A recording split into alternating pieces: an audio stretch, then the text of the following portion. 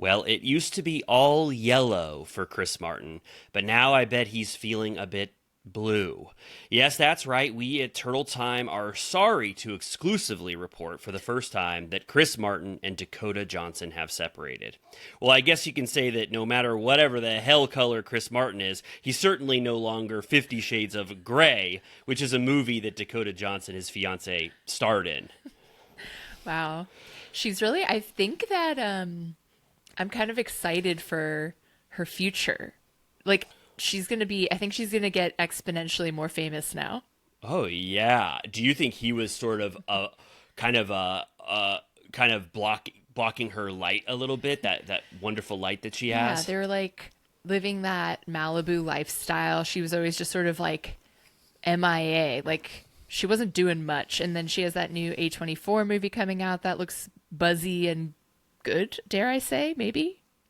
Yeah, what is that film? The Materialists. It's Oh. Celine's song. She did that Greta Lee movie that was good. The like sad romantic one about she was like, it was her childhood Korean friend versus her like Brooklyn husband. Did you see that? Oh no, What's it called? movie. Yeah, I haven't. Past Lives. Oh, I remember that. That was a heavy hitter a year ago or a couple years ago. Yeah, I find myself I don't think about Dakota Johnson very often. I think about Limegate Yeah. when she revealed that the Architectural Digest production company was the people that filled up her big bowl with limes and that she doesn't Yeah. give a shit about limes. I love that moment. And then, of course, who can forget when she called out Ellen DeGeneres and basically single-handedly ruined Ellen's career. I mean, Ellen, if I remember correctly, she's living in London right now or something, right? She had to leave the country after what Her Dakota power. Johnson did. Yeah. We have to give her that. Yeah, but I like Dakota Johnson. I don't know if she's been in one movie that I like. A Bigger Splash. I haven't seen that. I'm not. Okay. I don't want to discredit the filmography. I haven't seen that. I just mean. I guess she never was a touchstone for me. But I saw the power in the Lime interview and the Ellen clip, and I'm ready. I think you're right, Chris Martin. He's got that sort of rock star, kind of mentality, sort of like a Keith Richards type person, and I think that he definitely sort of what's it called. A light in a bushel. He kind of hides her light a little bit for sure, and so I'm ready too, just like Yeah. you are, Dakota Madame Johnson. Rich. Web 2 maybe will come soon. That could be. Oh my God, that could be amazing. I mean, the world really. I mean, there's probably a lot of different roles she could have at this. You know what I mean? Maybe just a couple strategically different moves, and I could imagine her in a really good movie pretty soon. Oh yeah, I could taste it. But yeah, I think it's a conscious uncoupling. They were together, didn't it say like 8 years or something? It was a long ass time. That's almost like a marriage right there. Totally. I saw that she rightfully or very sweetly, very delicately, very judiciously asked for Gwyneth Paltrow's permission to couple with Chris Martin because I think Chris Martin and Gwyneth Paltrow have children, Apple, right? And Moses. And Moses. And so I think I read this beautiful story. It was part of the article on TMZ, which they were just minutes before we reported it. They got the scoop, unfortunately. But they said that Dakota went to Gwyneth and said, "Can I be Moses's Apple's mommy?" New mommy. Yeah, and Gwyneth, as is her sort of persona, was very sweet about it too. She said, "Of course you can." We just keep talking. We're like, famously, her mom is Melanie Griffith, and her father, famously Don Johnson, and she grew up with Antonio Banderas. Yes, yeah, and it's just whenever you see the inner workings of sort of those celebrity lives and stuff, I love you can you can picture it, her going to Gwyneth and sort of asking for her permission to I can have. see it clear as day. Yeah, but let's not get too sad. I don't want to. I hate starting out on horrible news. That was so sad. But like you said, it's a beautiful silver lining for both of them. I mean, Chris Martin's not going to have trouble possibly finding a new love in his life, and neither will no. Dakota. He'll be with like Anna de Armas next week. Yeah, it's like when Paige and Craig broke up, just to bring it back to Bravo. When we weren't like, oh God, Craig's going to be in a garbage can and no one's going to love him ever again. It's like, no, they're going to find amazing people. And that's how I feel about Chris and Dakota. Yeah. Go ahead. No, literally like 1 second before we started recording, I opened TikTok, and the big video that's going around is that Alex Cooper of Call Her Daddy is being candid about potentially delaying motherhood to focus on her career. And I was literally like my thumb gravitated towards the comments, and I was like, has Paige commented on this? And she hadn't, but the blue search bar said Paige DeSorbo, and I was like, I need to fucking log off. Like, this is foul. And what is that? What does that mean? Everyone that watched that video was like, this is just like Paige. Well, and did TikTok know that people were thinking that, or there was enough comments to make it relevant to Paige? Yeah, I think it has to do with the commentary, but I was like, I need to log off. Yeah, no, you were so perceptive, and you knew the like inner workings of TikTok enough to be like, I know what the next video could be in the series. Well, that is a good segue for one piece of news I have. You just said the words Paige. Well, this is Turtle Time breaking news. I'm Riley Hamilton. And I'm Amy Scarlotta. All right, Amy and I have to come clean. We recorded this week's episode 2 days ago before the news that Paige DeSorbo left Summer House. We have to pull the curtain. I know you guys could never tell from everything else, our news and whatever, but we have to comment on this huge story. It swept the internet. We hypothesized at the end of the episode about her potentially leaving, so when you get there, don't be surprised that we're like, oh, I hope she doesn't leave. And I said emphatically, she'll never leave. I expect her to stay for multiple seasons, so I was completely wrong.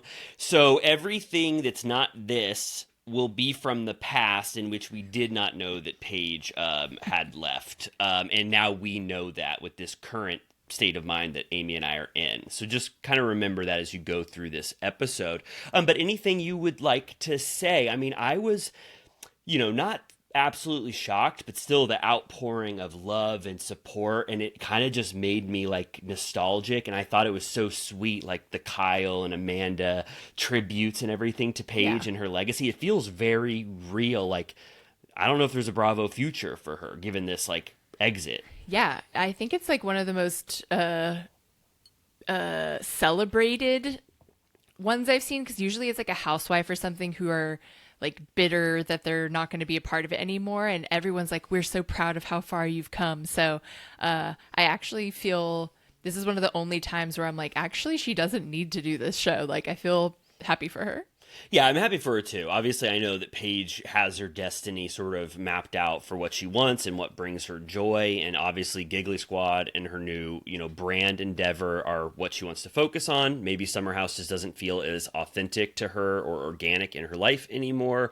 Selfishly, I would love her to carry on forever, but that's not what works for her. And so I'm glad that she's just doing what she wants, and that she created a platform while she had her 7-year legendary run to be able to have this post-Bravo life. And I think that she obviously will be successful at it because she's already done so much stuff outside of the Bravo universe and really made an impact. Yep. Iconic. We'll see her at BravoCon. Slay Queen. Will we? I mean, I think she'll still go. Oh, I hope. I kind of counted her out. I was thinking, oh my God, well, if it's possible, I mean, I would love that. Maybe that would be a great time for us to say goodbye. So we'll see. Well, anyway, that was Turtle Time breaking news. Now Amy and I have to go back to our former selves in the past, in which we don't know about this future. So goodbye, you all, but you'll just pick up right where you left off with the old us. We're about to talk about her pajama line. Goodbye. Bye. Well, since you and I last recorded, I don't want to say famously again, but 2 days ago, you and I didn't have a lot of news. And then I feel like whatever, news was basically just dropped on our heads. So much news that you and I barely can cover it. The first of which is that Paige started a huge new pajama line called Daphne, named after her cat. And it's going to be the perfect synergy. 4, Paige's aesthetic of liking to sleep in bed. And then also fashion is a huge part of Paige's persona. And then now it's going to be this kind of hybrid of those two things. And it's going to be sleepwear, sleep cardigans, PJ sets. And those are going to be available on June 10th, I've heard. I just read. Maybe she'll send us some. Oh my God, that would be so nice. If you and I started if you and I definitely started doing a bunch of videos like wearing pajamas with a bunch of holes in it, or if I were those pajamas that have the two that have that big flap at the back, and I say one of the buttons is missing off my flapped pajamas. I'm not going to turn around though, and then you and I just had a bunch of holes in our pajamas, and we put Paige, please. Paige, please help us. That would be kind of easy for her to say, oh, yeah. I should really get these people Daphne pajamas, right? Oh, totally. I was a little surprised. I saw the post and I was like, oh, it's like a whole thing. Like it's a whole brand that I'm just like, can't you just partner with an existing thing? Like, why are you going to go through all of that rigmarole? Do we all need to start a company at every turn? It's just too much. Right. Well, there's definitely people who say that. And then there's Amanda did what you just said. Yeah. Amanda had her dream, and then there was people, I don't know that swimwear line, I forget. Blue Moon?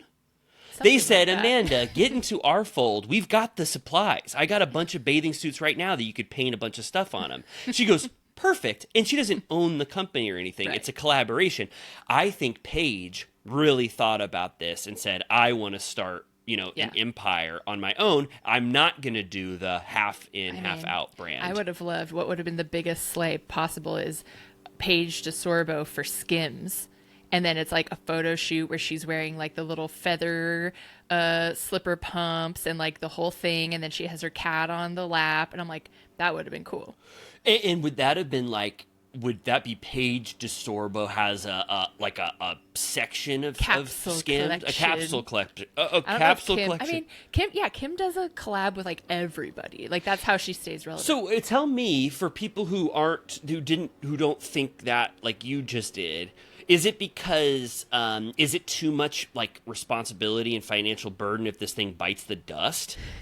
Or I'm just it's just I mean, maybe this is what her goal has been all along. I'm also questioning if she will continue on Summer House, so maybe she's looking for a new side project to Giggly Squad. I'm just it's such a big thing to have a brand that I get a little bit exasperated when there's it feels like when people start podcasts and you're like, how long are you going to do that for? Oh, you know right. what I mean? Oh, right. Yeah. That's what a lot of people said about us, but we've proved... year in and year out, you're going to design sleepwear. Yeah. Well, I think Daphne, okay, here's to be a full-blown Paige head, because I got to get my hands on some of those pajamas. You could, I know, I'm ruining our chances. I know, that's why I'm saying, bite your tongue, please, because we got to get this thing. I want a bunch of new pajamas. But Daphne, if that's the overall line, it's Paige DeSorbo's line, she has full ownership and creative control. You can imagine that expanding to different things. It wouldn't be, the first thing is pajamas. Next, she's doing shirts. I don't mind. I don't really. I get what you're saying. When you compare it to podcasts, I'm like, of course, I understand. But I think that for me, Paige and then some brand kind of goes hand in hand. I'm almost surprised that there isn't some business. And I read the In Style article, and I did like that Paige kind of thought out this whole thing, and she was like, I wanted an instantly recognizable that was brand that was tied to my aesthetic, and I thought about it a lot. And she was like, Bethany Frankel, you completely associate her with skinny girl margaritas, and so she wanted something like that. But I understand. I mean, it's it is hard to keep track of every brand, and I guess I wish for the best, and I want those pajamas, so I hope that we have said enough to get a big box of them. Yes, I mean, I am a loungewear enthusiast, love to be cozy, so love that her cat is now an undeniable part of her brand. She's putting all her eggs in her cat's basket. I know. I thought about that too. Yeah, Daphne is it's a great name, and then it has the association with her actual cat. But you could imagine it as not a part of the cat. I just one last thing on this before we move on. If you and I did a TikTok from Turtle Time, and we said we're so cold, Paige, we're so cold, and it was like outside, and there was like a breeze, and you could tell it was really cold, and you and I had a bunch of pajamas with holes in it, and we said, a new set of pajamas would be really nice right now. The odds that would get on her radar and she would provide us with pajamas are pretty high, right? Yeah, I'm gonna shoot a video where my pajamas are so like stiff. I'm like in bed and I'm like, ugh. Yeah, I mean, there's so many. It immediately calls to mind so many scenarios in which you could be complaining about your pajamas. Like one is that you only have the top half of a pajama set, and you need the bottoms, and you're like, oh God, I wish I would have bought bottoms for this set. Or you only have the top. Or you only have the top, and then you are bottomless, and you have no underwear We'll blur or pajamas. that. Yeah, of course. And I just think that it would probably be pretty easy, hopefully, for you and I to get a pair at least. Yeah. At the very least. A very realistic reality that I deal with almost every day is that Norman sleeps on me and he sneezes on me, and I have to wash the top that I'm wearing every night because there's boogers on it in the morning. And that's just one of the 6 or 7 different scenarios we could provide for why we need those. Okay, speaking of huge brand deals, well, this isn't. Sorry.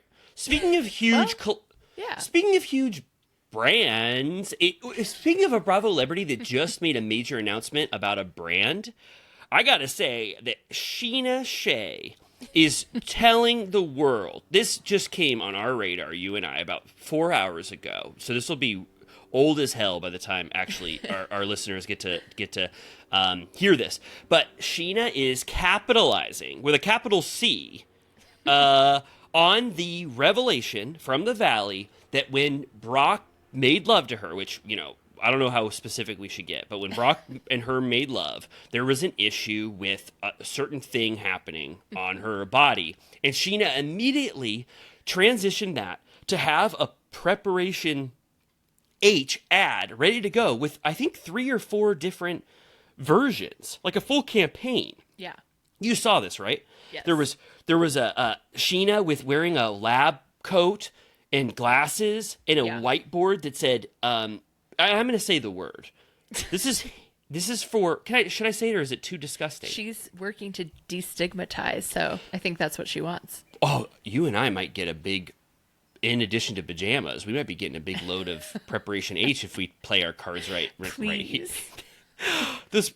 Oh my God. Well, I'm going to be as delicate as possible, but fast forward 15 seconds if you don't like me to say words like hemorrhoids. But Scheana is saying, guess what? You heard about my issue on the Valley. Well, I'm going fully on board with Preparation H to combat this huge problem in our society where people have been walking around with huge hemorrhoids and they don't feel comfortable talking about it. And so she's advertising Preparation H wipes and also Preparation H gel. Yeah, there was like a travel one. There were all kinds of options. It was like under the guise of science with Scheana, where she was explaining stuff. My question is, one of our friends brought up a great point that since that episode just aired on Tuesday night and then the ad dropped Wednesday morning, meaning her team must have sent a advanced screener or at least a written description of such to the brand, because there's no way that they would know about this otherwise, and put this deal together, which is just a funny thing to imagine. Like you're like with Ariana, you're thinking sandwich shop, Hellman's, the kitty litter, because that was a thing on the show, like whatever. And for them, they're like, she was talking about her goddamn hemorrhoids. What's the best brand for that? Preparation H. Let's go to whoever owns that, Johnson & Johnson, whatever it is, and say, we have a perfect fit for you. We have a cast member with X millions of followers who has hemorrhoids. Can we put something together? And they were probably like, fuck yeah, let's go. Like, we never get reached out to. Yeah. Yes. No. That it's exactly that. It means that Sheena's team had to have alerted the Preparation H people and said, "Guess what? You got a pot of gold at the end of the rainbow here on the Valley." Sheena's going to talk about her active issue with hemorrhoids, or not issue. Her I mean, active hemorrhoids. sorry, this is a real skip 45 seconds or a minute conversation, but she's going to talk about an issue that she's not plighted with, because we're trying to destigmatize. It's not. I mean, plight. it's not good. It's not fun. She's burdened with a temporary issue that could easily be solved by Preparation H wipes Discomfort and gel. no more. Yes, and Scheana said, this is going to be a gold mine for you all. It's coming up. Can I collaborate and have this ready to go the day after this premieres? Perfect, amazing strategy, and you really got to tip your hat to Scheana in terms of what she's, how she's strategizing in terms of brand deals and making it coincide completely with arcs, on the Valley. It made me kind of think that I don't know if this is a good thing or a bad thing, but if you're a Bravo celebrity, it's almost going to be to the point where you need to stifle this brand talk, because if I remember correctly, like when Lisa Barlow said, your hair looks fried as shit, you need to get Kermatis, or I really don't remember this brand. That Kermit gel. What was it called? Kerastase. Oh, right. That was way off. Kerastase.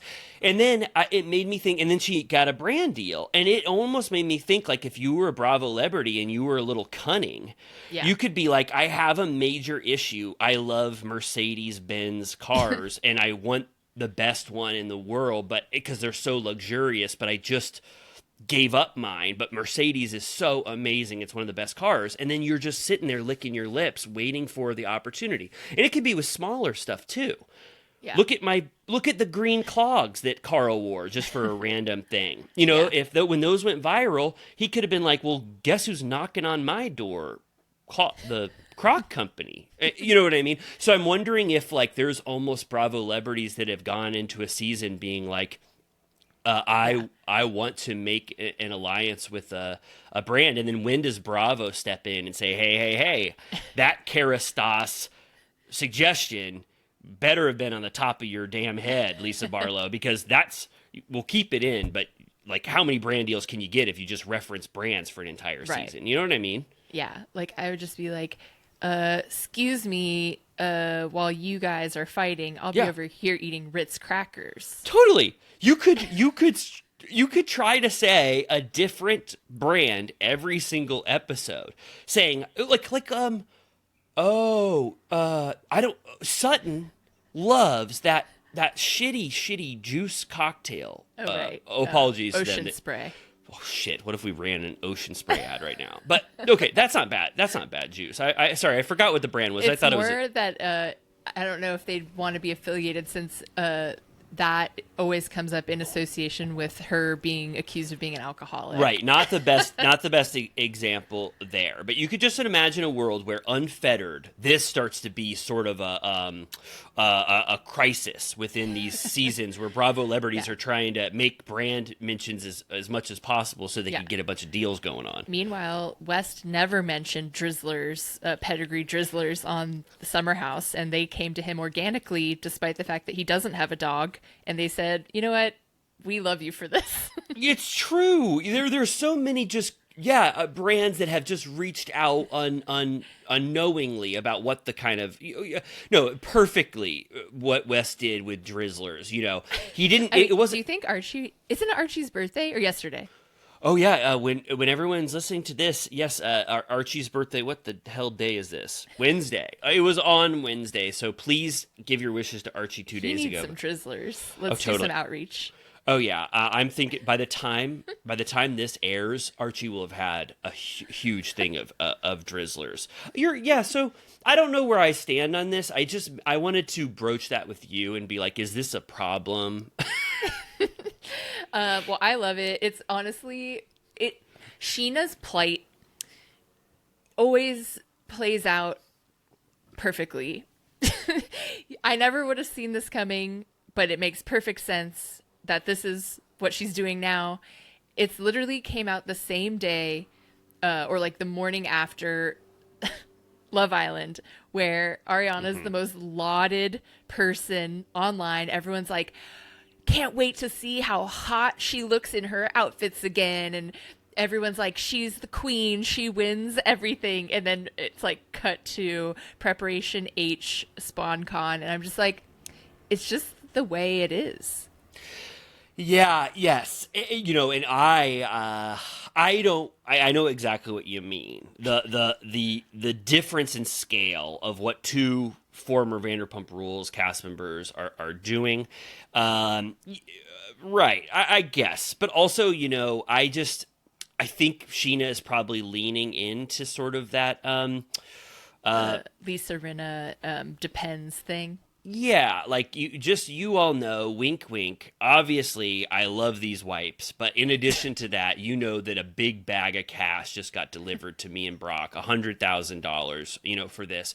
And I wish that Scheana obviously had possibly had different sponsorships, but maybe truly she is an advocate for hemorrhoids and she wants to actually stop the stigma associated with them. So I don't take too much stock, and you never know. Stop the stigma. You never know. I mean, I'm not saying this about Ariana, but you really never know what brand, what the brand chemistry is going to be like 6 months from now, a year from now. Tom Sandoval was high on the fucking hog doing Corvette commercials, and then he couldn't even, 6 months later, he couldn't even do that one.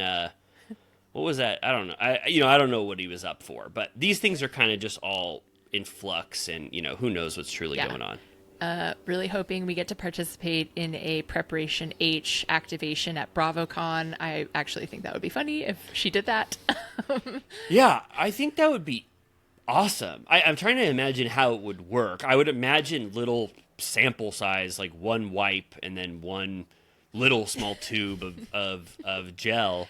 Well, you can use it for your under eyes if you have puffy eyes. It's like a anti-inflammatory. Whoa! Oh my God! Oh, all right. Well, I mean, I could use it for that because I don't need it for anything else. So that's a kind of a perfect. Well, great. Okay, good. Well, I'm glad we. I know we always talk about the comeback, but that's like straight out of the comeback is her having to do a Preparation H campaign. It really is. That's exactly when the episode would end and the credits would start rolling. Okay, not sad news. Justice. People who believe in justice will be head over heels. People who believe in the but just justice enacted will be so happy. A lot of people, justice heads, lawyers, people who love the criminal justice system, you will love this. Tom Girardi is paying the piper for his many crimes, of which you, Amy, and I have discussed at length. He did that stuff with the plane. He did he was calling a bunch of people, and he said he was embezzling money from his law firm, and he was giving it to Erica Jane, putting it in EJ Global, buying a bunch of shit that he couldn't even afford, flying on private jets with people's money that they had earned from torts, or like, what are those called when people gather around to sue together because they've been yeah, class action. Yeah, class action. People who so. I was always on the side of, and I'll just say this, I always thought Tom Girardi was mentally completely suffering from Alzheimer's or some sort of undiagnosed dementia. I thought that he was such an amazing guy in the Aaron Brockovich era, where he actually was a great lawyer to have on your side. And then I thought he just had a mental decline, and Erica Jane was like, I need, $100,000 more dollars. And he started to like lose sight of everything, but they have found him to be mentally competent. And they said, Tom Girardi, get your ass to a jail or prison. You're going to live there for 8 years, and you're already, I think he's 86 or... Yeah, I mean, do you want me to look up his age? Sentenced to as many months as years he's alive. It's like 86 or 87 months. And he looks why so is bad. it? Yeah, of course. Well, that's when I really, we've talked about this before, but I really started to get a little upset and not know what was true, what was false. When Tom Girardi walked out of that house and his hair was all sticking up like with a bunch of gel, and he had a backwards shirt on and like a big Bermuda shorts, and he looked He was like wearing a hat with a propeller. he had this, like, his outfit was in disarray. One eye was closed and one eye was open. This is not funny at all, but I saw these photos and I go, well, good night, Tom Girardi. I think you are not going anywhere except into a nursing home so you can get the best care of the century. That turned out to be a ruse. I don't know at what point he lost it in the courtroom, or they asked him a question and he answered it correctly and they go, what the hell? You're sharp as a tack? What the hell? You are compass mentis as hell. How do you blow that as an 86-year-old? You could be more compass. You are compass in here. Tom Girardi, what did he do? He stopped spinning the propeller on his hat and they go, whoa, we gotta The propeller stopped cold. Wait, we got a guy who's fully in command of his faculties in here, and he goes, God damn, he goes, I blew it. I blew it in there. I let it go for 1 second. Yeah. So wait, 86 years. I don't like this. I don't know about this in the criminal justice system. Who the hell does this? 86 months for how many years? Is that what it was? It didn't actually have to do with his age. It was just so similar, the number, that it struck my eye. Oh, right. I'm sorry. I thought it was each month for every year he'd been alive. Well, the judges do throw out those kind of loaded terms. I remember when O.J. Simpson got his second trial for stealing a bunch of stuff or whatever, and then the judge threw the book at him, and they charged him for the amount of something correlated to the murder. Yeah. And it's like, wow, I don't know about that kind of power. A judge can just be a little creative on the day and sentence him like that. But anyway, all this to say, I renounce my views, my controversial views about Tom Girardi. And I don't know. Do you think okay, this is a huge question. Does he deserve to die in prison for his crimes? I mean, this is a larger question about how we feel about incarceration at large, because like, what the fuck, he's not a danger to society out on the streets, just like put him on house arrest, like whatever. But then people will say he ruined lives or whatever. I lean towards not being into jail, period. I think it's shitty, but I'm like, he's literally like barely alive, so like what's this ruse we're doing? Like, he's not like a murderer on a rampage. Yeah, I mean, I lean more towards that, and I don't want to be overly, sympathetic, which, I sometimes am, but I just like, at this point, it seems almost like, ludicrous. Cruel and unusual. Yeah, cruel and unusual, and just kind of like, I know he committed so much, harm or whatever, but I think at a certain age, I don't know. It's like, what does it really mean? Like, maybe he'll get out of it. Cosby got out. Oh, really? What's Cosby? He was old as fuck. Is Cosby out of prison? Yeah. Is he on, weaseled out? Is he on house arrest? I think he got like his charges reversed or something. He's just like got out. Oh my God! Wow. So if anyone could do it, it's Tom with his faculties. Oh man, yeah, Tom. He's doing push-ups in there. He's like, with his lawyer brain, it's kind of like Better Call Saul. Like, you figure out, you've got 4 years of life potentially. You figure out how you get your ass out of there. But anyway, gonna, like, turn the window in his cell into like a whiteboard, and he's gonna like figure it all out. Yeah. So I don't know if we want that. Let us know how you feel. Tom Girardi, should he die in prison, or is there some alternative that 86-year-olds should he rot and die in jail, or is there some alternative that works and still sentences him, for his crime? Okay, lastly, let's get this is I don't know too much about this. It came on my radar, kind of like a news story that just popped on my desk, and then I had to say, like, oh, got it. But I don't know about this. You can tell me. Luann de Lesseps was just seen, kind of, I'll say it. It looked very much like she knew that possibly cameras were looking at her, but she had on a diamond ring. We've been talking about rings, you and I, for the last like 3 or 4 weeks. There's so much ring shit going on in the Bravo universe. But Luann had a ring that looked like an engagement ring, and the photos are like this. You got to go on YouTube. But at one point, she was blowing on the diamond and rubbing it. At one point, she was looking at it longingly. At one point, she was pointing to the paparazzi, pointing at her ring. And then she put on a big helmet on a motorcycle. Did you see this series? Yes. And, Yes. and so people were like, what the hell is that? That's a ring that is on a finger. Is she engaged? Did she possibly get engaged to someone from Bravo Love Hotel? And she is coy. She's playing it coy. Us Weekly contacted her. They might have been the people who took these photos. I don't know. Yeah.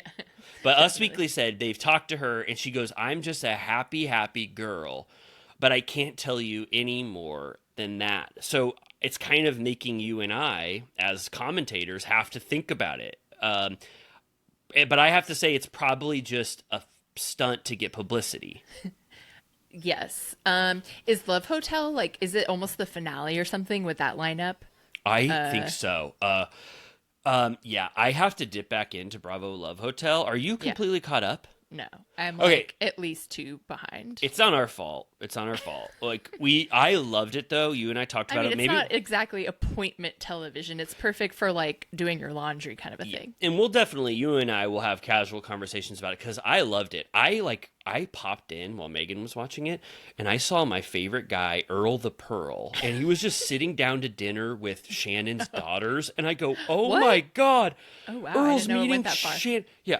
Meaning Shannon's family, like I like, and I'm like, I Shannon thought and they were Earl on are the outs. Yeah, Shannon and Earl are still together. Like, I love everything about it. It was a great idea. Like, Bravo Love Hotel was an amazing idea. Guess who didn't get to participate? I saw that Brynn Whitfield was supposed to be on, and she canceled like 2 weeks before, and they swapped in Giselle instead. And she was saying that it was what was it? Her podcast she was saying this on. I think it was virtual. Let's Right. give a shout out. Virtual reality. They who are get really a lot of shout outs constantly.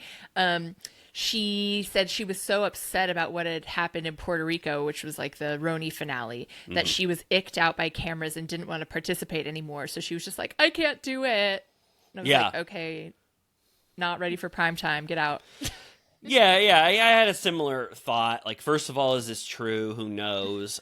Second of all, really unprofessional. Like, no, I'm not usually that type of person, but you bailed 2 weeks before. They chose people for you, and then something You're that in casting. You're like, absolutely not. yeah. I was like, that's a big deal. 2 weeks before production started, you bailed. Is that true? Because that's not great. And then also, it made me kind of have to relitigate in my head the finale of Roni, and if I remember correctly, it was more people were more sympathetic to Uba, and what she was put through in that instance. But it made me think about Brynn Whitfield again. So I guess that was well. I'll just say thank God she wasn't on it so that I could still enjoy it. Also, speaking of Uba, I have nothing to say on this, but she's engaged, so I don't know if that will affect. I mean, who knows who's going to be on that show anymore? So who knows? If that'll affect anything, but she's engaged to that man who was nameless and not supposed to be mentioned from Connecticut or whatever. Was he did he show his face in the photo? I know he didn't have an emoji on his face because that would have been really odd, but I think you could maybe see like the side at least. Yeah. Could you imagine? It's like, you think he's really private? No. Oh, you can see his wonderful face. Oh yeah. Oh yeah, I got about 80% of his face. Go on YouTube. Oh yeah, it's there upside he is. down. Oh, he looks in amazing. his little tech vest. Great. Oh, he looks amazing. Yeah, who knows? Who knows what's going on with Roni? Because like some people would be like, oh well, if she's married to a person who doesn't want to be on at all, like Uba probably wouldn't return. I don't know if they have any idea what's going on with Roni or Jersey either. I think they're both completely in flux. Andy said on The View that they're in Jersey casting right now. It sounded like maybe there's some headway being made, but I'm not sure. Okay, I just wanted to say last thing that I did watch the Valley After Show, and I just have a couple of highlights. One, our love of Zach is valid. He revealed a fun fact. They were asking everyone if they had, because Jasmine was saying that she's so fun Janet was saying she's so fun and funky with her metal detector. So then they were asking everyone about their hobbies. And Zach said that growing up, he had borderline obsession with Whoopi Goldberg. And his like his childhood bedroom's walls were covered in Whoopi stuff. And he would write to Whoopi, and he was obsessed with Whoopi. And I was like, I love that fun fact. Yeah, so what I don't know Zach's age. What era of Whoopi? I never had this sort of affinity for Whoopi in my childhood. So what era was he getting tapped into? What would that have been? I mean, he's probably like he's like 35 or something, right? Yeah, so and when so the same Whoopi we ever knew, like Sister Act, Color Purple. Yeah. I'm just wondering. I guess I don't know why. I guess I'm 39. Maybe I didn't. I loved Sister Act, absolutely. But yeah, he said, Whoopi made me the person I am. Oh my God, like, I love this. They need to do when Jack Black did that Minecraft boy. They need to they need to have that happen where Zach gets to meet Whoopi. I don't think that sounds very far-fetched at all. Andy was just on The View. Like, they can make it happen. Also, basically, like, there are some logistics about the podcast, and Jax claims that the Jax and Brittany's podcast made $1 million a year. And he said that the RSS feed alone is worth $500,000. So that's what they're litigating. It's one thing for him to hand over the show, which I assume is more like the deal with whatever like podcast producer they use, and like the name and whatever of it, the idea of it. But the RSS feed, I assume, is like the followers, like the actual like following. So he said that the RSS feed, which he said wrong like 10 times, he was like, it was like RF, like he doesn't know what he's talking about. He said that was worth $500,000. And he was like, I'm handing it over and I don't want to hear about the house payment ever again. And Brittany's like, no, he like would never sign it. We had to wait until our contract was over. He's using it as leverage. Like, if you don't bring Cruz over here, you don't get the RSS feed. Oh, wow. And so basically, she's like, he thinks it's as simple as he hands that over because then she makes more like monthly or annually or whatever. And she's saying that like so much debt has already accrued because of his tax evasion that she doesn't know that it will ever actually level out. Like, it sounds like he's just like, here, take this thing and we'll be even. And she's like, no, like, we really need to crunch these numbers because I don't think it adds up. Of course. And he's like, I told her she could have the podcast, she could have the house. I'm going to start fresh. My podcast is a success. And I'm like, good fucking luck. Like, nobody's listening to that podcast. Like, I know. What? I don't think you want Jax in charge of like distributing assets. No. Like, he obviously doesn't know the value of any of this shit. He has no clue what he's talking about. I don't even believe the figures that you even said. So that's all why a lawyer with a fine-tooth comb needs to go over all this financial shit and find out the truth. Like, she can't rely on Jax for any of this. No. Do you know, kind of a fun fact, do you know what the RSS feed for Turtle Time is worth? Ooh, at least like $50. Yeah, you're right on 52. Great, we're gonna have to fight to the death for that. That's why in the mind of Jax must have been on the same feed. He was like, I want the revenue from this feed. I'm not starting a new feed, you know. But then now he's probably had to transfer it. Okay, right. Well, that's a great fact to learn. I can't believe that. And guess what? He also says that he confirms that he has the wedding ring still. And he said he's holding on to it because he wants it to be in a trust for Cruz. He said he talked to Kyle Chan about what he should do with it. And Kyle Chan confirmed, we already had this conversation with Craig. He said the diamond market isn't what it used to be. So you're going to want to hold on to that sucker, which is literally what we said. Oh my God. Well then, okay. Oh my God. I have so many thoughts. Okay, the diamond market is bad. What? There's flop Tina. too many diamonds on the market, or yeah, maybe like the lab grown diamonds like are competitive. I don't know. But then also, like, can you get any money for a used ring? Because Kyle and Carl were basically like, no, you get squat for that. But like that's yeah, like. So what's the truth? I really actually would like to know, maybe if there's a Villa Rosa VIP or a Little Turtle Cutie who knows the actual resale value of this. But we've heard. We had someone Yeah. actually tell us that it's the resale value is horrible. They have sentimental value. Nobody wants someone else's ring if they're custom. So I want to know the truth here. And I again, I cannot believe how much ring talk we're doing in this universe. The ring didn't mean a thing. Yeah. Wow, could you imagine? That just makes me think of that big diamond Titanic that one older woman, I forget her name, had. Rose? Yeah, Rose. And could you imagine if that guy finally got his claws on it and he goes, oh my God, the diamond market worth sucks. shit. The diamond market blows. It was great in 1920. Bill Paxton takes it to Kyle Chan and he's like, this is the fucking heart of the ocean. Kyle Chan's like, nah. I would hold on to it for another 100 years because the diamond market is not great right now. Should have left it down there. I'm not a precious jewels person. I have about a few, just a box of various gold and silver and diamonds, but I would always think that gold is more valuable. It's had such a long lasting impact on society and culture. It looks cooler than diamonds, in my opinion. Do you like gold more than diamonds? Like just from an aesthetic point of view. Yeah, I love gold. Yeah, I think gold bars, like gold plated stuff. This is where we get into tricky territory where I don't know the way of the world, but like our treasury is backed in gold, right? Yes. Yep. For every, I think, $1,000 that we have in circulation, there is a beautiful backed gold bar in the treasury with a big stamp of the United States government. Did you hear on it. pennies are out? Yeah.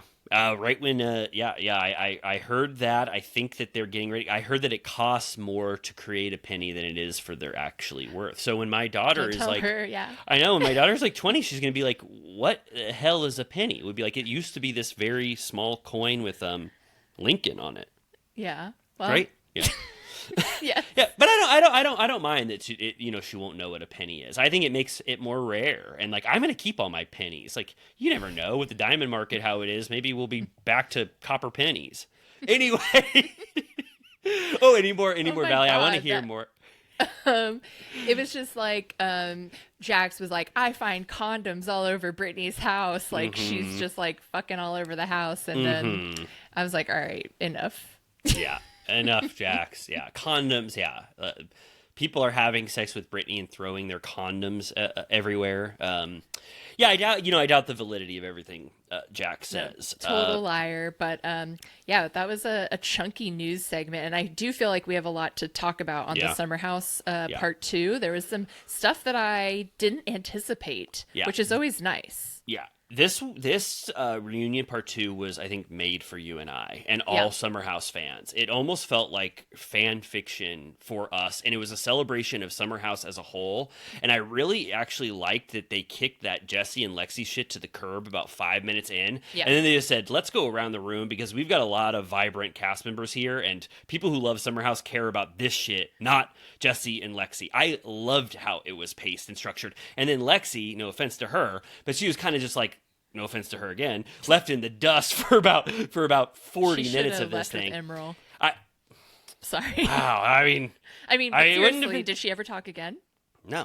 Gabby was just holding her hand the entire time. I'm going to get into it. With that I'm going to get into it because I think I've been a little, I've been biting my tongue a little bit. I'm ready to really talk about it. First of all, this is your last chance. This was a celebration of the Summer House cast, and this was a celebration of what they can still bring to the table. It almost made me be like, get season 10 rocking right now. I'm so proud of you. I'm glad there's no bombshell like what the hell ever I was saying about some stupid bombshell that I didn't know what I was talking about. That's off the table. Season 10, it's this cast. Lindsay, friend of. I don't know about Lexi. I don't know. That's her plight. I don't know what's going to go on there. But I just loved it. We got the reveal of what Craig did at the wedding. We got a huge exclusive from Lindsay, and I loved everything about it. I was so proud of them, and a great end to this season overall. I found it to be. I agree. Yeah, I'm glad. Great. I guess I would have been happy if there was a third part, but I prefer a juicy 2. Me too. We said this about the one of the Southern Charm reunions, maybe last season. It's like, this is action packed 2 beats the shit out of a slog 3. Okay, Lexi, Jesse. Lexi gets one last gasp here. Sierra goes, "Don't put my name in the press. We're starting right where part 1 ended. Please don't do that. You made it seem like I had nefarious intentions and I was skipping your birthday because had a crush on Jesse and we were giggling at brunch over how we were spiting you with this action." And Lexi is like, no. I swear, no. I love you so much. I want to be your friend. I love you. I want to be your friend. I didn't mean that at all. It was all about Jesse. And Sarah goes, "Well, I don't like being in press ever, so just please don't ever do that again." And Lexi is fully like, "I am so sorry. I did not mean that." 'Cause she had to like just walk back that virtual reality interview basically in its entirety for everything she said about Sierra. Yeah. They literally appear to be on every single show I watch. I'm like, are they in cahoots? But Sierra goes, she's like, "I was not plotting about your birthday. Fun fact, I didn't even go to Paige's 30th birthday because I don't really give a shit about birthdays." And Paige was like, "That's true." Yeah. Yeah, that was definitely, but, you know, that was evidence for the case that she doesn't give a shit about them. And then this kind of struck me. I didn't know what Andy's intention was here, but he goes, "Lexi, I'm just trying to get a sense here." He goes, "Are you mad at Jesse?" It was so funny because after her press run and her demeanor and this reunion, it is funny for him to just scale back and just be like, "What are we dealing with here? Right. Is it scorched earth? Is it a nuke? Are you never going to be friends with him?" I can't tell. And I think that that's the proper reaction to this overblown drama that we're dealing with here. Like, you know, and she goes, "I'm mad at him." And it's like, okay, well, the fact that we even have to check with her is a sign that this thing is kind of at its end, I would say. Right. You know what I mean? Yeah. She keeps dying on the hill that he kept her ostracized from the girls. And he's like, "You're making it sound like I'm some sort of mastermind." And she's like, "He's much smarter than anyone gives him credit for. Like, he's really pulling the puppet strings." And West is like, "Okay, so did he tell you not to hang out with Paige, Amanda, and Sierra, but he said you could hang out with Gabby and Lindsay because you did hang out with them?" And she's like, "Yes, that is what he said. Like, the bed bugs want to keep you down," or what? It was something like that. I was like, all right. And at one point, Paige asks, right to Jesse's face, she goes, "Did you say don't be friends with the girls?" And Jesse goes, "No." He goes, "I wanted you to be friends. Why would I not want you to be friends?" And I was like, that is exactly the right reaction when you're being accused of running a spider web of conspiracy to pit Summer House cast members against each other. That is not at all the read I had of Jesse this season at all. It's getting way too dark and toxic, this read. Like, at one point, I'm just going to say it now, she goes, "I felt gaslit, isolated, manipulated, and a few other words which I won't even say." And I was just like, Jesus Christ, come on. I really felt like she was going to drop a bigger word here, and I was like, that would have been so overblown and over dramatic. And I was just like, I think maybe she's just naturally hyperbolic, or people use a lot of new words to say stuff. But I thought that was just like way too much and too far to sort of put on Jesse in this dynamic. I can't even, with West and Sierra, which I almost am embarrassed that you and I even took it to the degree that we did. We both were very nuanced and thoughtful about it, but even you and I were kind of having to bite our tongue, being like, "Oh, that was bad, West." And then looking back, now that everything is forgiven, Sierra's going to be his best friend next season. It's over. I don't even have a fifth of that anger in this situation towards Jesse, and I'm not even going to pretend anymore that this is a big deal. There was nothing there. At least with Sierra and West, there was like a real heartbreak there that made it easy to root for and be sad about, because it felt like they had an actual connection. Whereas with Jesse and Lexi, I'm like, you guys are like in lust. I don't care about this even remotely for a second. I thought, I'll throw Lindsay Hubbard a rare win. She really said it succinctly. She was like, "Listen, from the outside looking in, I think you both really liked each other. That was obvious. You guys had a lot of fun. You obviously had a great connection. You were super attracted to each other, but it went wrong for a lot of reasons. But one of them is that you guys both became obsessed with perception. And for Lexi, it was that you felt like he made you look like a fool, like fucking around behind your back and telling people different things than he told you. And then for Jesse, she was making you look like you were a monster asshole demon. And so they became so in their heads about the public perception and the viewers and like whatever, that it just was so not worth it. Yes. Yeah. And that started to be a part of what driving the wedge between them and what ruined their relationship. When Lindsay says this, it was like the most insightful, almost perfectly put statement that everyone has to just stand there in awe of Lindsay, and they all clap for her. Carl is clapping, and he goes, God damn, he goes, good point. Carl goes, that was one of the best reads I've ever heard in my life. Paige gives her huge credit or something. She says, like, that's exactly right. And Lindsay goes, I have goosebumps, because like everybody loved her for a second and agreed with her. It was awesome. Iconic Lindsay moment. I've never seen that reaction in a reunion before, where everyone just unanimously agrees that it was perfectly said. Because we talked about it for so long on the last episode, and it was needed for someone to just slice it down the middle and be like, can we just say, like, it went wrong, you guys like got two in your heads and it got fucked up and you had to throw it out, like, that's it. That's basically it. Lexi says she does not care to be friends with Jesse, she's good, and that's it on that. And Emerald also leaves. Yeah, Andy basically says, like, okay, enough of that. I don't want to talk about that anymore. I don't really think that he was engaged at all during this topic. It was not what he was interested in, and he didn't want to spend any more time on it. I do think that Lexi, I think we've said this before, but I do think that Lexi was sort of pinning her frustration on not making a strong bond with the A squad on this show by saying that Jesse purposefully tried to split them apart, and that when she knew that her and Jesse might not be there for the long haul, that's when she re-strategized to try to make an impact, because for season 2, it's strategically better for her to have aligned herself with the bed bugs. She fucked up. She was like, I'm gonna confide in Gabby and Lindsay. Lindsay has a baby on the way and will participate less next season, and since Lindsay won't be in the house, Gabby will be removed from the show. So you fucked up. I'm sorry. And there's and I don't want someone to get their contract not renewed because they just strategically flopped. But if that's the case, though, there just needs to be more. And I really feel like Lexi should have almost, I guess there would have been nothing for her to talk about. But if there was just anything else apart from Jesse to talk about here, then it would have shown a little bit of the different strengths and different capacities. Well, sure. But, I mean, look at West wasn't soloed out by Sierra last season. He was completely engaged in the house, and if you took her away, he would have been still completely enmeshed, and we all considered him an instant classic, like OG, So it's possible. And then she, once they break for a minute, she leans over to Sierra and is like, okay, like, seriously, I'm so sorry. I hope you never felt that, like, whatever. And she's like groveling, basically. Yeah. And then she gets upset and sort of is crying to Gabby in the corner. And then from here on until the end of the fucking show, they hold hands on the couch. And I was like, what is this? Yeah, I'm not sure. Yeah, I don't know. I don't understand it. I mean, she had her heart broken, I assume. But it's just like, I don't know. I'm not used to this type of reaction to something that just doesn't seem so impactful. It's like, it's obviously a huge deal for her.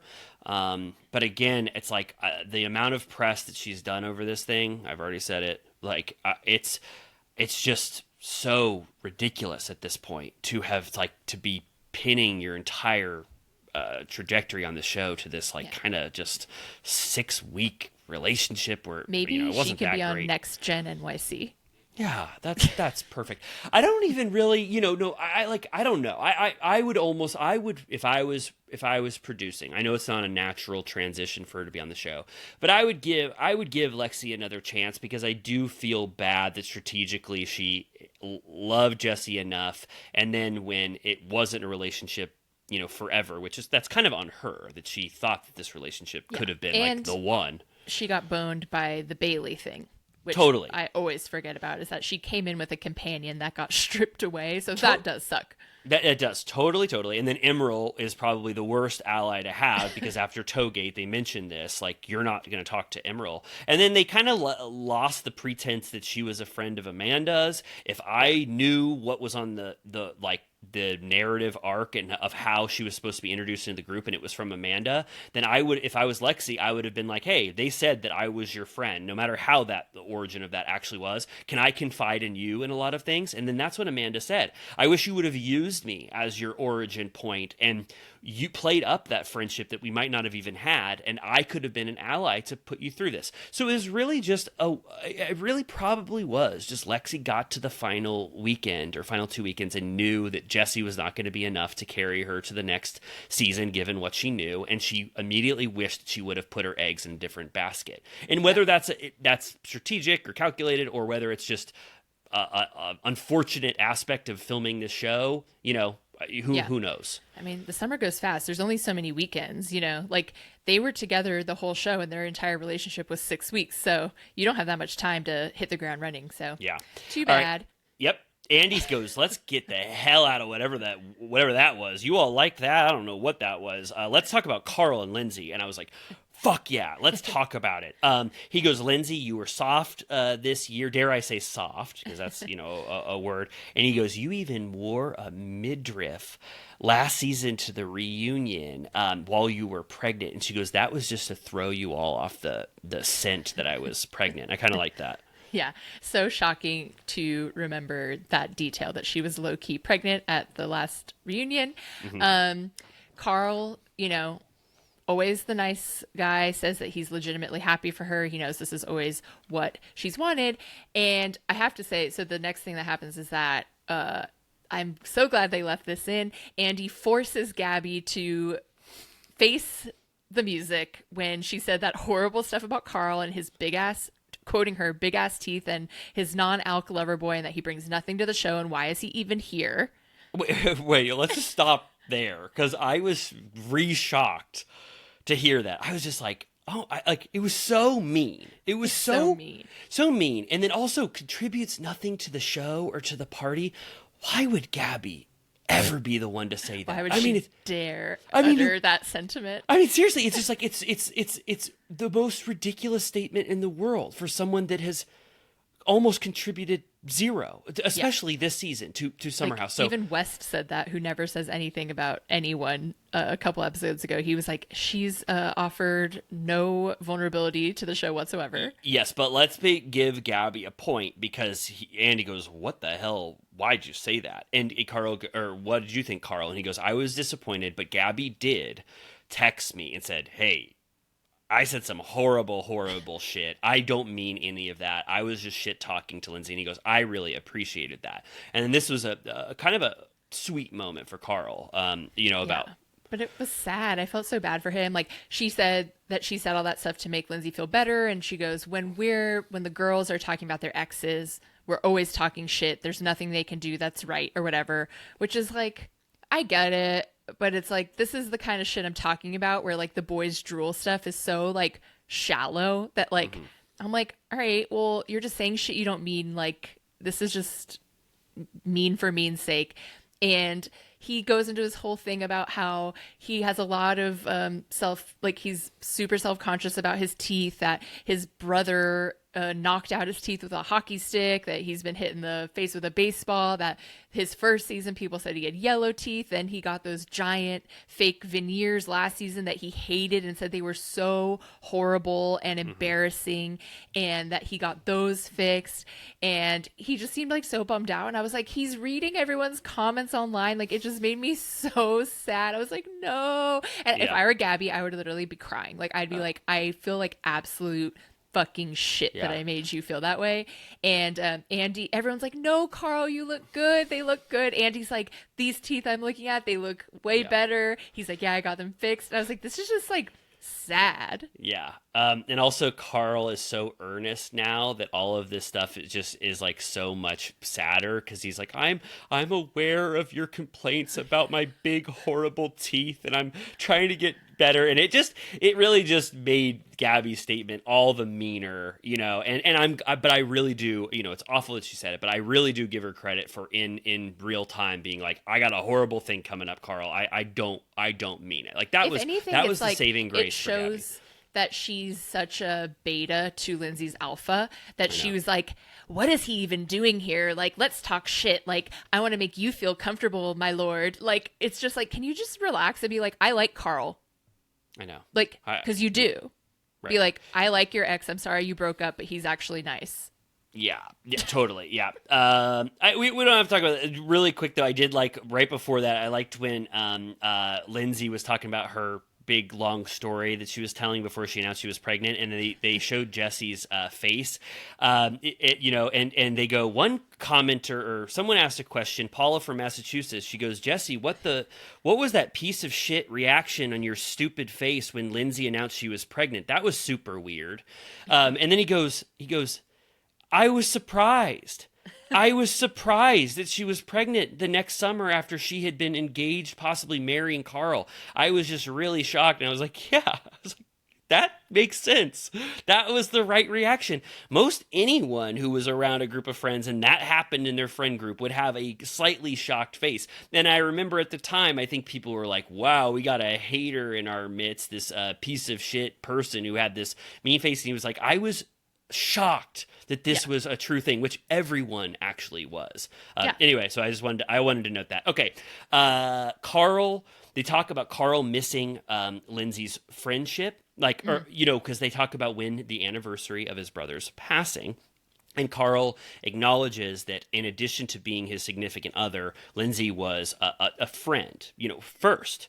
Yeah. And so he lost that together. And then they talk about how Lindsay was there to comfort him that night. And they show that beautiful, sweet moment where they flash back to it in the actual season, but where she sympathized with him. And she said, regardless of what is going on with Carl, that is the hardest thing he's ever done in his life. And I had to acknowledge that and be with him. And I was like, that is about as sweet and beautiful as it gets between these two. And I loved Lindsay's talking about this and opening up about this on the reunion as well. Yeah, she doesn't say much, but she at least throws him that bone, and because he says that he misses her friendship in the sense that she went through a lot with him, and losing a friend always sucks no matter the circumstance. And Andy was like, do you miss his friendship? And she says, I don't think I'm there yet, which is generous for her. Like, it's and I was fine with than that. I thought. I was fine with that. I was like, you do not have to be ready at all to accept Carl as a friendship and state here that you miss his friendship. That was totally fine.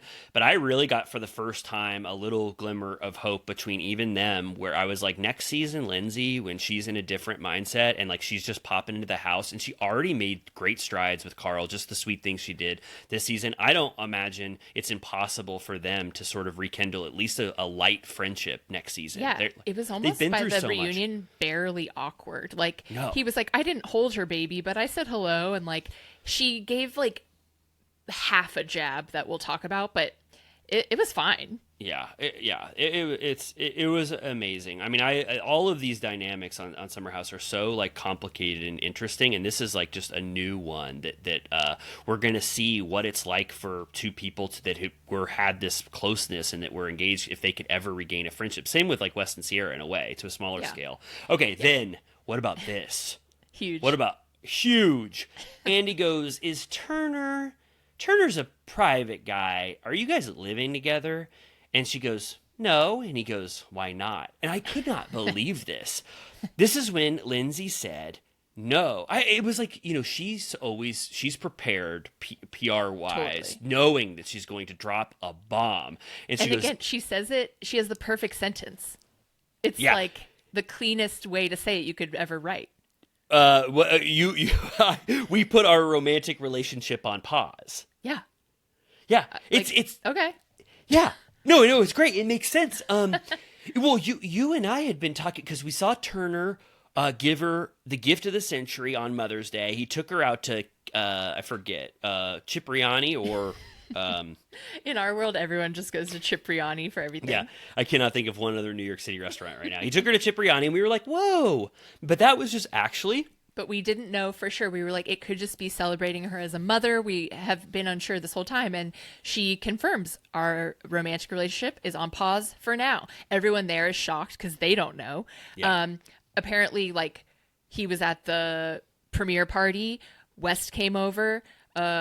People have been around both of them together many times, and no one knew that they weren't dating. So yeah, they're just... But but I don't know if I understood that, just because like no one knows them and they've never seen them together. And also like you could like, if I just saw two people and who I thought were together and then I saw them and they're playing like Settlers of Catan together, you and wouldn't they're be not like, you kissing. didn't smooch. What's going on? I'm gonna start going to my friend's house and being like, "Did you guys put a pause on your romantic relationship?" Because you would never in a million years know. But I think it's just they're just showing us that like they're shocked because it seemed like an amicable, relationship, and nobody truly knows Turner and Lindsay together really at this point. Right. But I guess Yeah. So she said they're focusing on being the best parents possible. They're co-parenting. Andy's like into this. He's like, ooh, like, I love that. I think that's like what he wants. Like he's like, I just wish I had someone to fucking do this with me, even if I'm not into them. Like he was really into this. She's like, yeah, we still are the best of friends. Like when we don't have our nanny, we tag team, we get brunch on the weekend. He sleeps over like half of the week, and Andy's like, friends with benefits. And she's like, no. She says she's not dating anyone. She doesn't think he's dating anyone. And he's like, well, what if you found out that he was dating someone? She's like, well, then he wouldn't be spending the night. So it sounds like it is a little weird because I'm like, okay, you're not romantic. You're co-parenting, but he still sleeps over, but you're not together. But if he was dating someone else, the dynamic would change, which means there's like some sort of a boundary going on. Mm-hmm. You know what I mean? Where it's like, you're kind of not allowed to date anyone in our current, way of being because you're sleeping over. And for some reason that's different if you're dating someone. But I was thinking, I'm like, I'm sure there's toxic elements to it, but it does sound sort of mature in the sense that she's like, I got the baby that I wanted. He seems cool with the setup. He's a good baby daddy. I don't want to be with him because he's not really my vibe. Mm-hmm. So now I can date someone that's my vibe. And Gemma already has a dad. Yeah. So I'm like, she's finally accepting her limitations in romantic relationships. Whereas with Carl, she was trying to shove square peg into a round hole, being like, I have a timeline, we have to do this. And now she's like, actually, I don't have to be with you. I got what I wanted already. Like, let's just do it how it works. True. Yeah. And I really I overall just appreciated the honesty and the transparency from Lindsay, that she decided to like let us all know that this is like, it's ideal for her, and this is the situation that works for her. And, like, and it was already unorthodox, if you want to put it that way. Like they weren't exclusive when she got pregnant. They don't live together, so it's kind of like, who cares at this point, because it's all sort of a modern arrangement no matter what. So who really cares?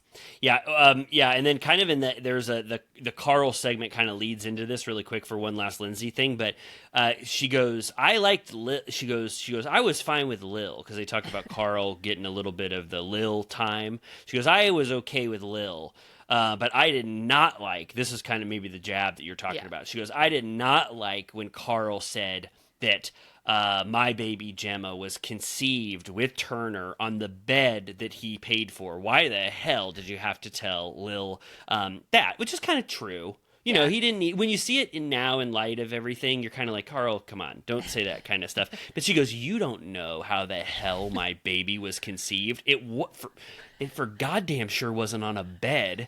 And everybody goes, whoa, standing up, bathroom, shower, different bed at a different house. And she goes, I'm not telling you all how I conceived my child. And I go, okay, well, okay, all right. I mean, you're the one that brought it up. I didn't give a shit about where your child was conceived, but now you got me wondering. On a plane, in a closet, in a countertop, like whatever. Yeah, and then she goes, I don't need to talk to you about how I conceived my baby. And then the matter is closed. Everybody goes, yeah. Carl's like, yeah, frankly, sorry. He didn't need to whatever. Sorry. Yeah, he says fully sorry. And then they end Carl's segment. I always think this is sweet. This kind of stuff could almost make me cry. Andy goes, Kyle, you know Carl. What do you think about this guy? And he goes, Carl used to like kind of bury himself or whatever, disguise himself or shadow himself in these substances and drinking and everything. But now I see a much more confident Carl, and he's just more comfortable in his own skin. And then Carl goes, Amanda, Kyle, I love you both so much. You've been so supportive to me. And I just think that is one of like the sweetest friendships. How much Amanda loves Carl, how much Kyle loves Carl. Sierra says, don't ever change, Carl. Keep telling all those stupid jokes that you love to tell. And I was like, God, like the cast of Summer House loves Carl so much. Like, remember when Kyle almost didn't get to be in his wedding? Can you imagine such a world? No, I can't. It makes me want to go back and rewatch all those scenes right now. Ape shit. It makes me pissed, actually. Okay, it's horrible. There was just one of course. Old school Carl where he goes, when they're like, "What attracted you to Lil?" He goes, honestly, I just thought she had a hot body and a cute face. And I was like, there he is. Yeah, that was fun. Shallow Carl. Yeah, totally. Hot bod and a good face that he liked. Okay, so Lindsay Turner, huge revelation. I gotta say, we got another one coming up with Craig. And then I think the Kyle and Amanda shit was kind of a little more shocking than I ever could have imagined. I know. Why did they cut this out? It's going to be on the, they're calling Secrets Revealed Summer House Under the Covers, which will be next week. And it looks like the conversation they talk about here we'll get to see then. But Andy starts out by complimenting them, saying it seems like they had a really great summer, that they're so much better at communicating, and that Kyle didn't get into as much trouble this year. And Amanda shockingly says, like, we had a real, like head to head at the beginning of the summer, and I had one foot out the door. Yes.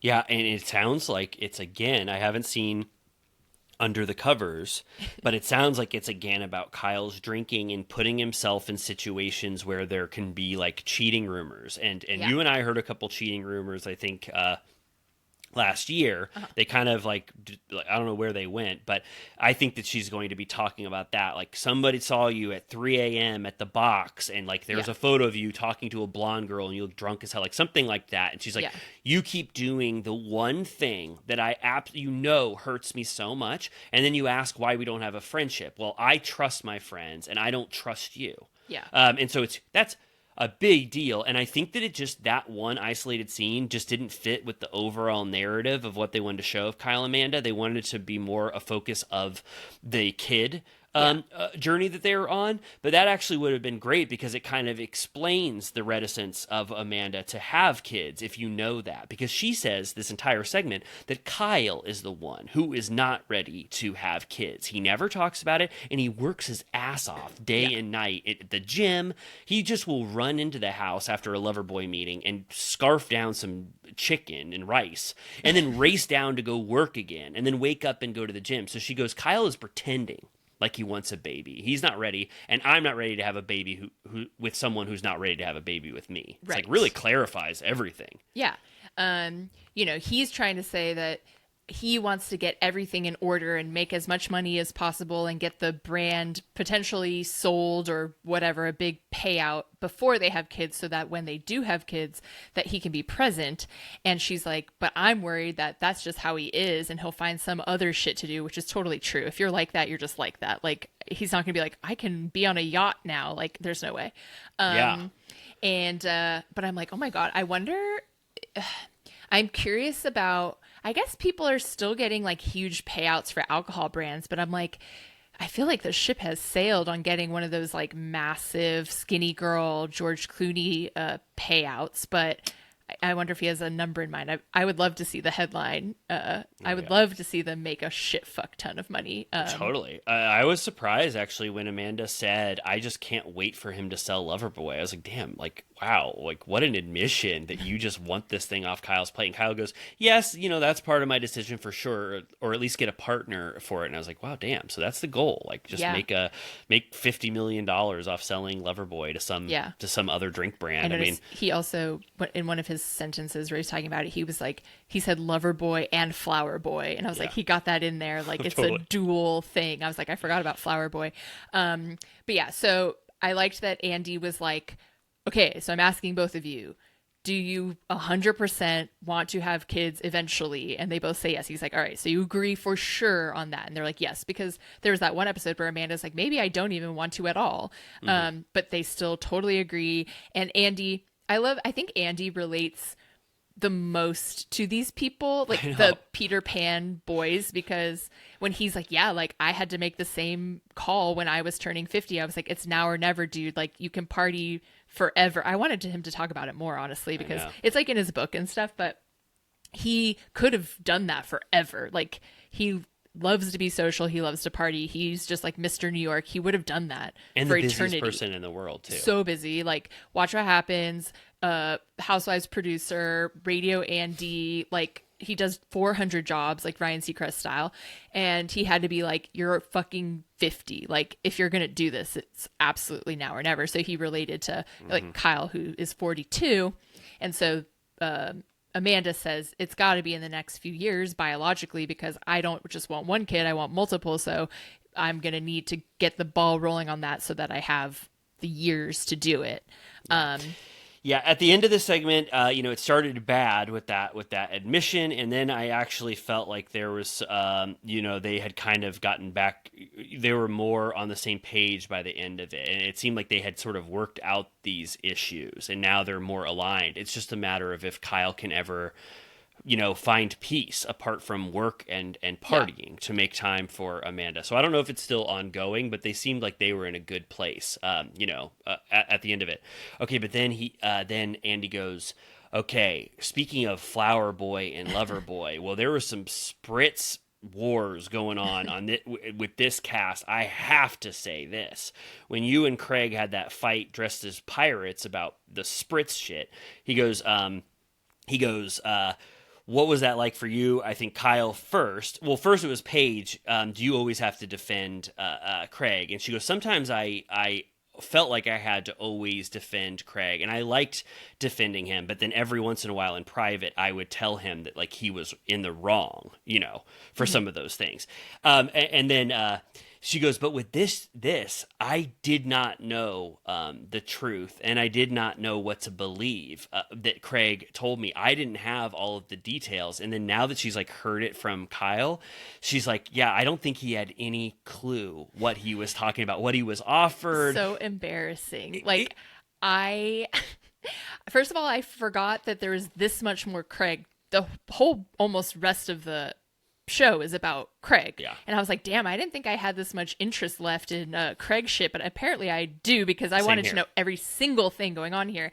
And it was humiliating where Kyle and Paige are basically going like, he was talking completely out of his ass. The reason he was being so shady is because he had no understanding of the deal versus like what Kyle was doing versus what Spritz was doing, the kind of drink, the kind of deal.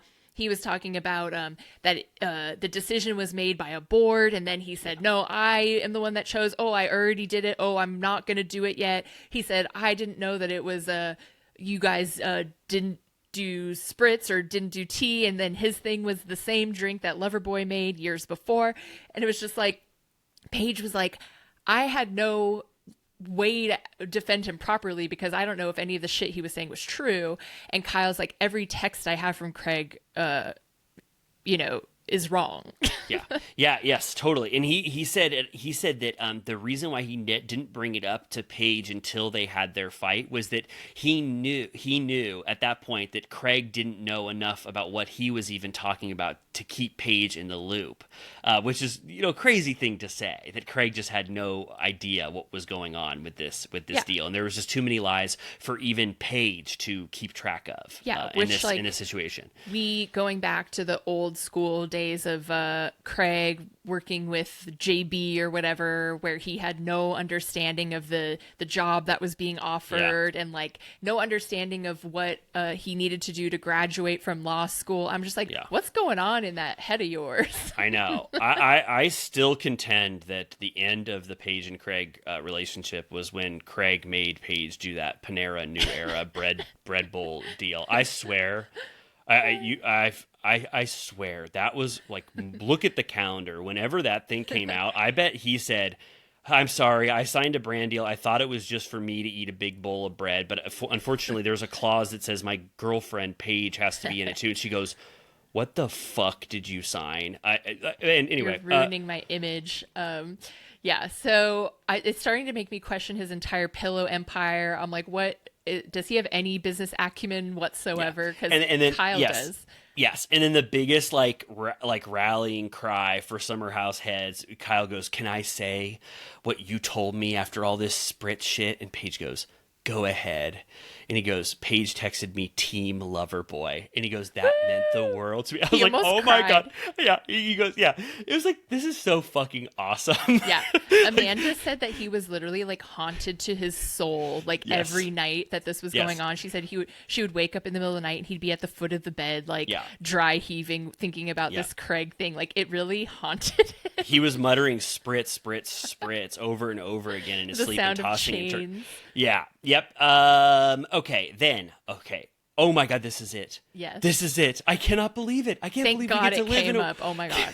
Can't believe we get to live in a world where we know the truth of this. I Finally, can picture it perfectly. Yeah. Like a movie in my head. Me too. Andy totally brings up, he's like, I know it's come up a lot. Do you, Paige, want to clarify the idea that Craig got kicked out of Amanda and Kyle's wedding?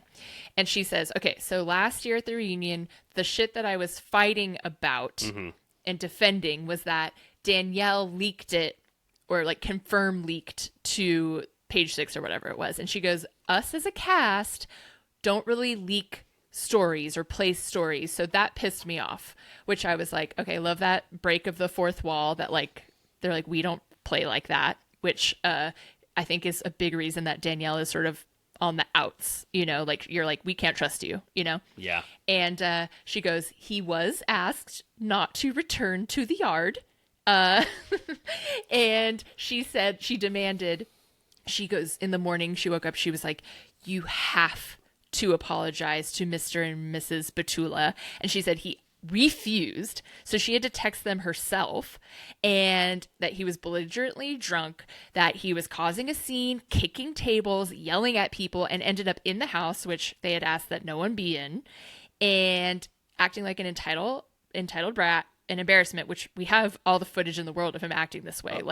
It's the most believable thing on the planet. Oh yeah. I mean, it's just like, I had thought that there was like maybe something specific, but like this just makes all the sense in the world. Like him becoming a belligerent drunk asshole and an entitled brat, like those two words together, if you're ever called that, that is like, I'm checking myself into a treatment facility. It's like so fucking lame and horrible, and I could just imagine him doing that, kicking over tables, demanding to go inside. And then the worst offense ever is that not only did you black out drunk, screaming at the top of your lungs, ruining a wedding and not leaving, but then you can't even apologize the next morning to the people that were throwing the wedding. Parents. Awful. And you can tell that Paige has been sitting with this for so long, and she was so ready to let out the truth. I could tell that this was like the biggest sin that Craig committed during their relationship, like the top three things that she's just been holding on, and she could not believe how he acted at that wedding. I mean, he had a little mini tantrum on the Bahamas trip on the most recent season of Southern Charm. Like, he just has that in him. We've seen it a million times, and I'm like, damn, she really must have loved him if she let him get away with this, because that is super embarrassing. I can't even imagine her putting up with that. And I think that was probably the last time he got to act out before he had to get sober. So then she was with him for, a good amount, probably at least half of their relationship he was sober for. So that's a totally different dynamic, I guess. But I have like a Bravo brain here, but I was like, why? Like, if I was Craig, like I know this is I know this is like awful, but like wouldn't you, when you're talking about your like drinking with Austin and that whole arc that he had on last season of Southern Charm, like wouldn't the best thing in the world to like unburden your soul be to be like, the final straw for me was when I acted like an awful monster at Kyle and Amanda's wedding, and then like reveal that yourself, and be like, after I saw myself and after I had that indignity at the next day and I just was like a monster, Paige was so ashamed of me, that is when I made the decision. Like I would make that a part of like my story to say like, this is what I've gotten past. He would barely like hint at having a problem. No, I know. You know? I'm just saying, like, you had a very clear marker of when you decided probably to make this decision, but you know. I don't know why he wouldn't do it, but I guess it's just because his pride. You know, he never would want to admit that he acted like that. Right. She talks about how it was just super exhausting having to diffuse situations with him all the time. And like, she said she never had to lie in her life until she was with him, because she would always have to be like, oh, like he was tired, we had to leave, like, sort of like the Valley, the worst case scenario of what Demon Danny could be, which I don't think it even compares. And so then they talk about the breakup, because Andy, yet again, has so much more intel than usual on this, because he's talked to Craig at length over the past year about this. And he's like, so Craig didn't think that your Thanksgiving breakup was real. And she's like, okay, he came to Thanksgiving on Thursday, he left Friday, and we broke up on Sunday. Then in December, I think she said December 10th, the night he was on Watch What Happens, he came over after, and we had a clarifying conversation that it was definitely over. So basically, that little gap of time between the end of November and the beginning of December was a little bit like question mark, happened over the phone, but she was like, we'll talk in person. And then she really cut it off. Then on New Year's Eve, when she saw that he was going to bars in Aspen or wherever it was, she was like, similar to like what Amanda was saying about Kyle. She's like, you're going to be seen and people are going to talk. So let me just announce it in the kindest way possible so that no one thinks you're cheating. Nothing gets out of hand. She says she wrote it in the most like perfect way imaginable, which we agree that she did. And that all he had to do was agree that they broke up, and that was the end. But then his ego was pissed, so he wanted to tell the world that he was blindsided. I noticed they cut to Lindsay Hubbard, who laughed when she said blindsided, and I was like, that means you. I was like, no. And she's like, they talk about that he didn't defend her. She goes, I normally would say that an ex owes their ex nothing, but we live a weird, fucked up life in the public eye. And so I needed that public commentary to let me off the hook, because I was getting like roasted.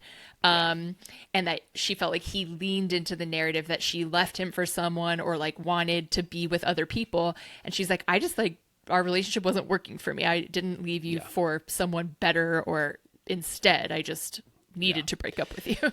Yeah, it was perfect. I mean, every piece of this statement, her answering this question was perfect. And I agree with like everything she said. I believe her that her statement was meant to be sweet to him and perfect for him to just run with it and just say what he needed to say about it, but just be like it was an amicable split. And then that he ruined the friendship that they could have had by not denying those relationships, and let everybody in the Bravo universe think that she's a cheater for a few months.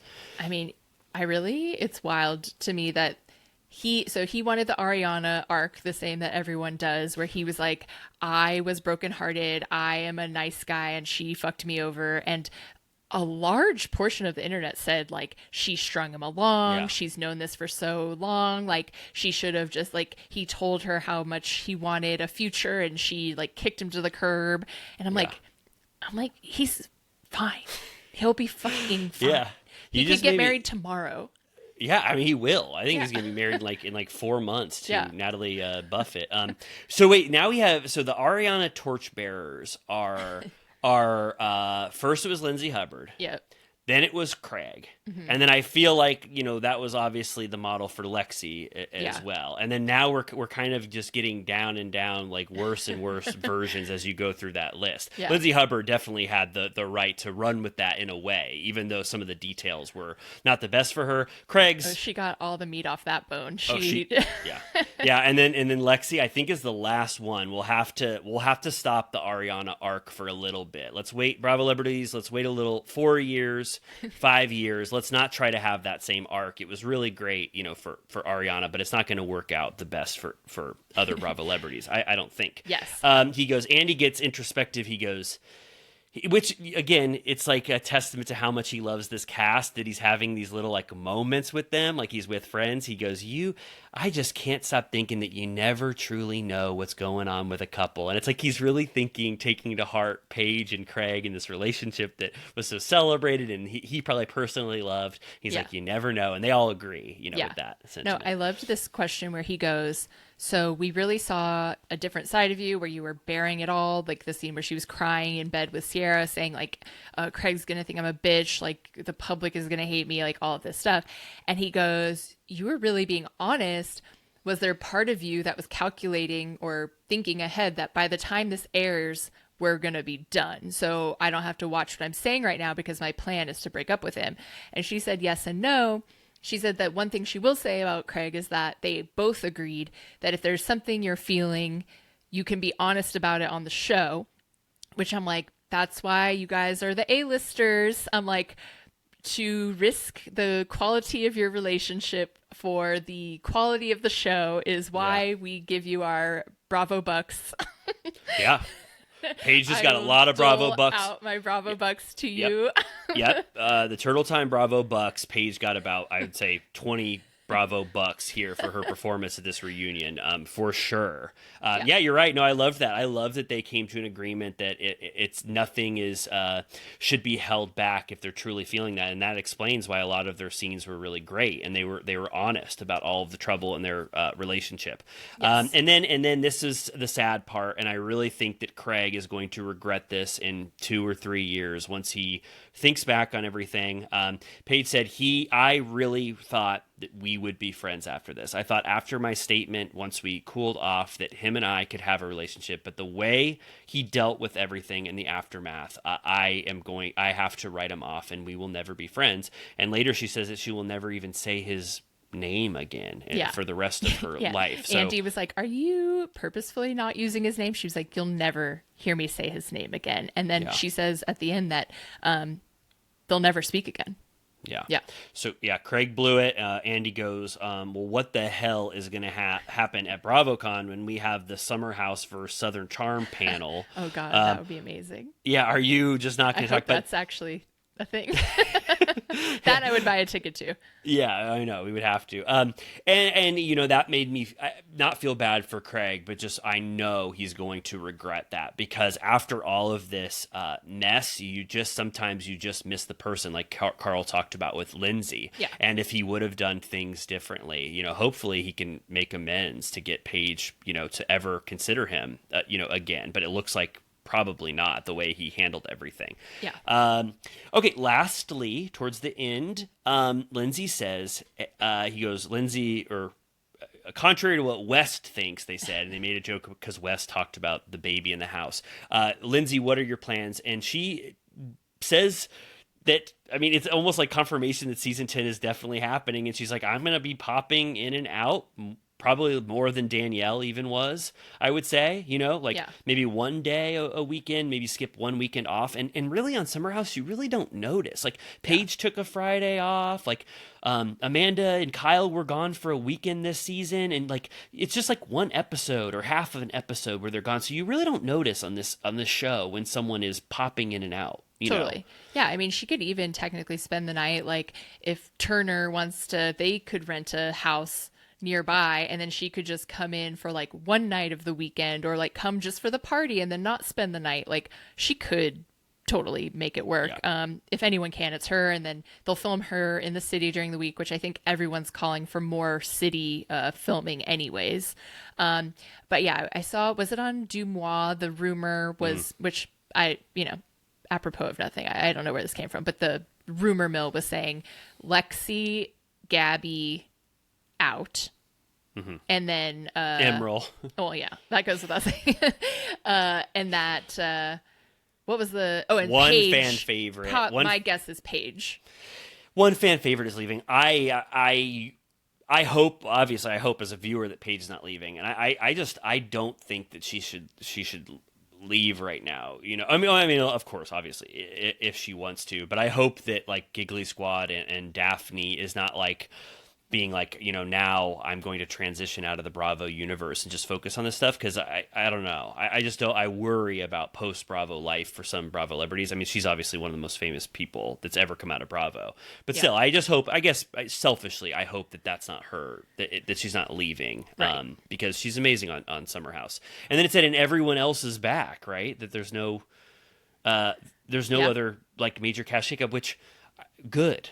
Like, I love it, and this concept this concept can keep being great. We saw when they just added Lexi that you got about half the season dedicated to Jesse and Lexi's relationship.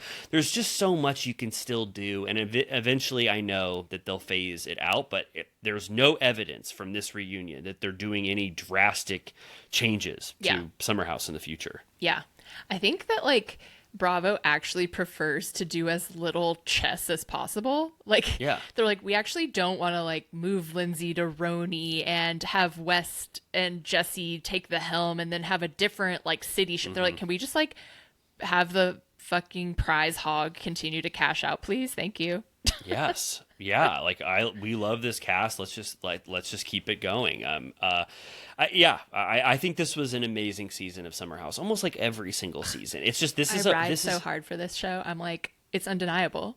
Yeah, it really is. I feel like Summer House has hit the cultural, the high watermark for Bravo, and everybody loves Summer House. They end with Andy does a funny joke. He goes, "You're all going to drink Lindsay's breast milk right now," and then they go, "Oh yes, I can't wait." And he goes, "Just kidding. Only Carl's going to drink Lindsay's breast milk." And then he goes, "Sorry, what? Why did I say that?" Carl was like, And then they get I don't what was it? They get a bunch of drinks, and then White Carl Russians. gets an oat milk. Yep, gets an oat milk, and then that's it. And they just say, hey, watch Under the Covers, the equivalent of Secrets Revealed, next week. And so we'll probably watch that and talk about it. Yeah. We'll get that in there under the wire. And no, I mean, sad that it's over. I think, by how fast this year's been going, I'm going to blink and it's going to be March or whenever it comes out. So, you know. I can't even think about time or this year or what is happening.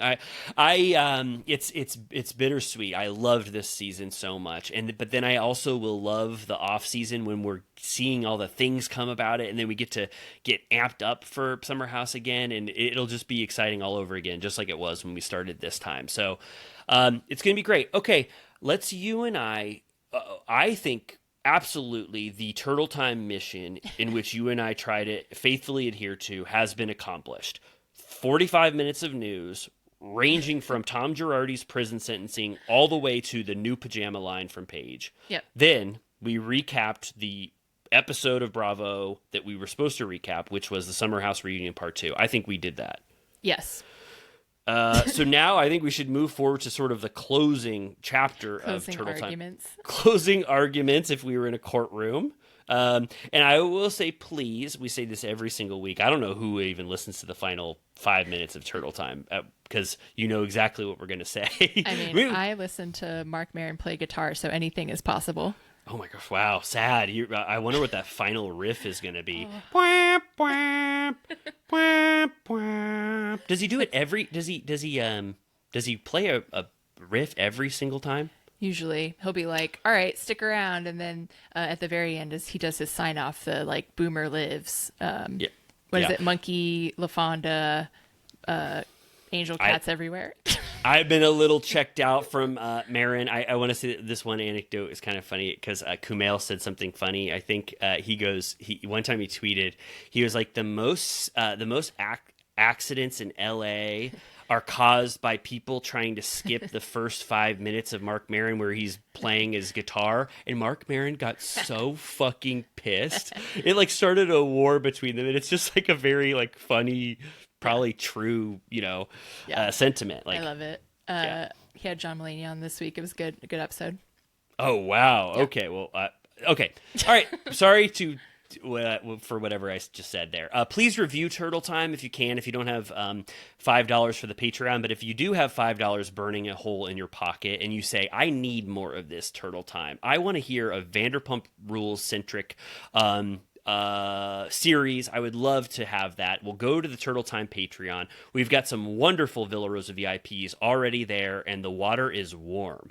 Yes. Our Villa Rosa VIPs are just waiting for more VIPs to enter Villa Rosa, and you will get 110 episodes archived of our Vanderpump Rules recap series, and we are now just entering Season 7 of Vanderpump Rules, and I think it's a great place to pick up and start right now. Yes. We just added the option for you to pay annually, and then you get 10% off, which is almost like, it's like a free month or like a free month and a half or something like that. So if you prefer to think big with your budget and just pay for the whole damn year, you get a little discount. So do that if you want. And it's a motivating factor for Amy because Amy and I, because every single about 3 weeks we say, how the hell are we going to keep this going? This thing that's held together by, paper clips. Yeah, and we can't get burnt out like Mark. No. And he lasted 16 years. We're just past our second year, so Yeah. We've got a little ways to go. But anyway, those are the ways you can help Turtle Time. We appreciate you all. We'll be back next week, and then Villa Rosa VIPs get that sacred, beautiful episode on Monday. An extra episode a week. Exactly. So, cool. All right. Well, Amy, I'm gonna say goodbye, farewell, and then we'll see y'all back next week. Bye. Bye.